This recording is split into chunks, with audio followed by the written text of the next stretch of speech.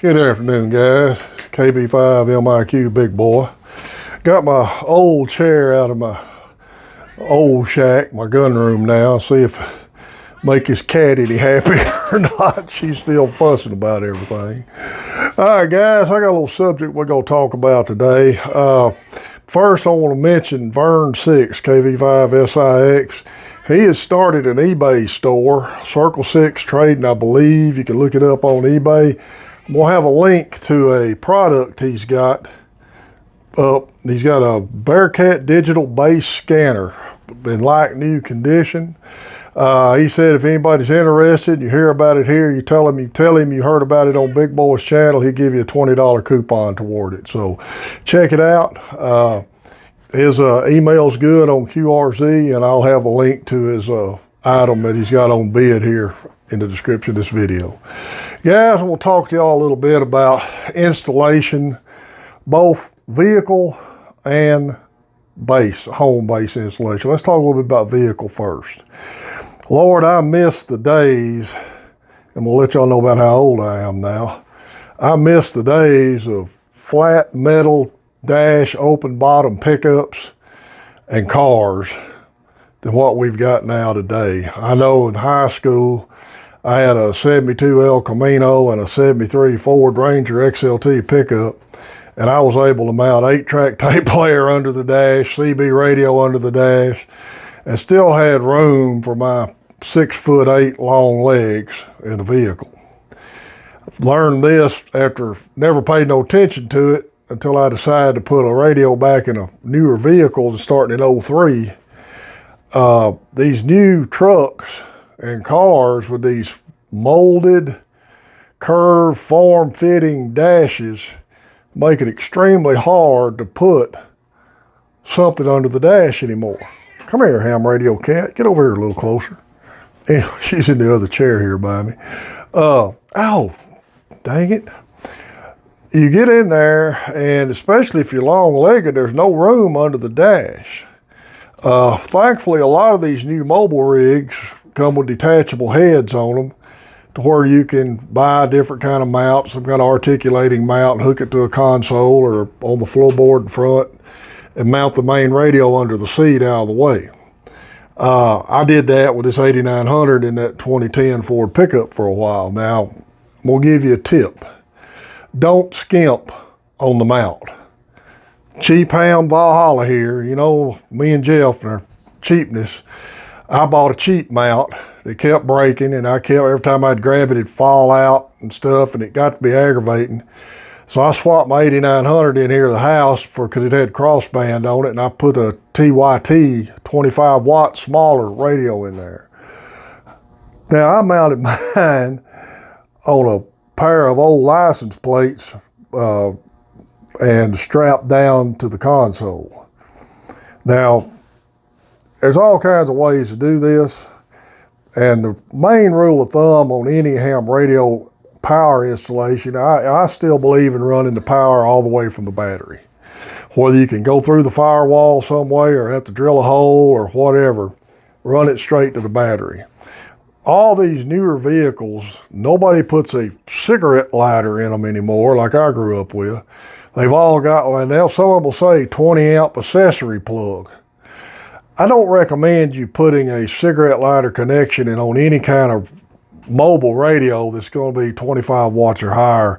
Even though that may say 20 amps, I don't recommend that because I don't think it's really meant to charge cell phones with. The only time I have ever used that is I've got an old Yaesu FT70, I believe, talkie, that one of the Yaesu options was a cigarette lighter adapter and made for that. And it's just a 5-watt talkie, and that's what I use in one of my vehicles. So antennas, whether you're running VHF, UHF, or HF, you got a variety of antennas. Personally, I like to mount mine on the top of the cab, mag mount preferably, rain gutter mount. The problem with those antennas, if you go through many drive-throughs, you're going to mess them up or get in a garage having them up there. So that's something to think about. Just figure out a way that works good for you, to where it's convenient, it's not in your way while you're trying to drive, not distracting while you're trying to drive. I've seen all kinds of things on social media where people have cut holes in the center console and recess mounted radios. That's fine. The only thing, once you start cutting holes to mount a radio, you're probably going to hurt the resale value of that car, because you're probably not going to want to let that radio go with it. Just something to think about. HF, same way. There's a variety of antennas. I know a friend of mine years ago run the Hustler single band resonators off a bumper mount on the back of his car and had good luck with it. But depending on what somebody wants to do. If you're running an 891 or any of the other Yaesus, they make that ATAS, I think ATAS 180 antenna that automatically adjusts by band from the radios. That's another good option for HF stuff to think about. It all depends on the type of vehicle you're driving, how big you are, what you want to do with it, and how you want to mount your antennas. Not everybody's going to be able to tell you how to do it. They're going to tell you how they did it in their application. It may not work in yours.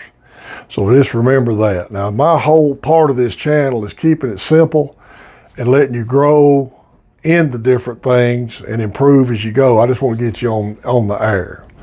So main thing with an auto is coax, getting it in the car, getting your power to your radio, and mounting it where it's convenient. Now, the one thing you might want to consider, the speaker is usually going to be mounted in the main part of the radio. And I mounted an 8900 under the back seat in my pickup. I ended up having to put an external speaker on it where I could hear it better. And that was fairly easy to do. I just hung an external speaker off a baby seat hanger in the back of the car. Something to think about. But main thing is you want to get it in there where it's operating and safe to use. I will say one thing about these newer cars, and I've noticed this for a long time since I got that 03 Dodge. There's a lot more weather stripping and thicker cushioning when the door shuts. Used to on a 70s vehicle, if you run the coax in the door and slam the door on it, you're going to mess that coax up pretty quick.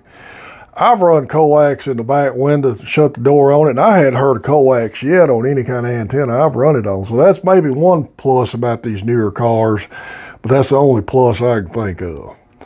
Guys, when you're going to set up in your house, excuse me, it all depends, again, on your location, how much room you got, getting the cable into the house, and how you're going to power the radio.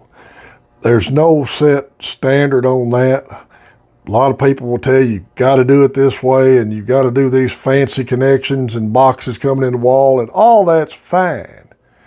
But just get on the air. Do it as simple as possible to get you started in this hobby. Figure out a good way to ground your radio, bring the coax through a window, something, and have just a corner set up. Not everybody's going to end up with a whole room and a big, huge office set up for radios. A lot of guys like me started out with a very small corner in a bedroom, and that's what we had to work with. It all depends on what you need to do for your location and your budget and what you're willing to do. It's great to look at other people's setups. It's great to ask questions, but invariably, 90% of the answers you're going to get is going to be, you got to do it the way I'm telling you. And that ain't the case, because nobody knows your particular skill level, finance level, and what you're trying to do better than you. So ask questions. Feel free to send me an email asking questions. I'll be glad to try to help you any way I can. I'll give you suggestions, but I won't ever tell you exactly what you need to. I won't tell you to do it exactly like I do. And we got a different cat coming up here right now. Come here. Let me introduce y'all to Finn. He's Indy Cam Radio Cat's nemesis. They kind of don't like each other. Come here, Indy. Come here. Come here. Come here and see everybody. Everybody asks about you constantly. All right, guys, that's about all I can think of for today. Be sure to check out Vern Six's eBay seller, Circle 6 on eBay, and I'll have a link to that Bearcat scanner he's got for sale. And tell him you heard about it here and you're interested in it, he'll give you a $20 coupon on it. Be sure to check out Main Trading Company up in Paris. They got all kinds of stuff going on. They're at Hamcation right now, but check his used gear list out. Guys, I've got several Hamcoms, Hamfests, and tailgate sales that will be listed after this video. Thanks for everybody who subscribed to the channel. This is KB5 MIQ Big Boy 73.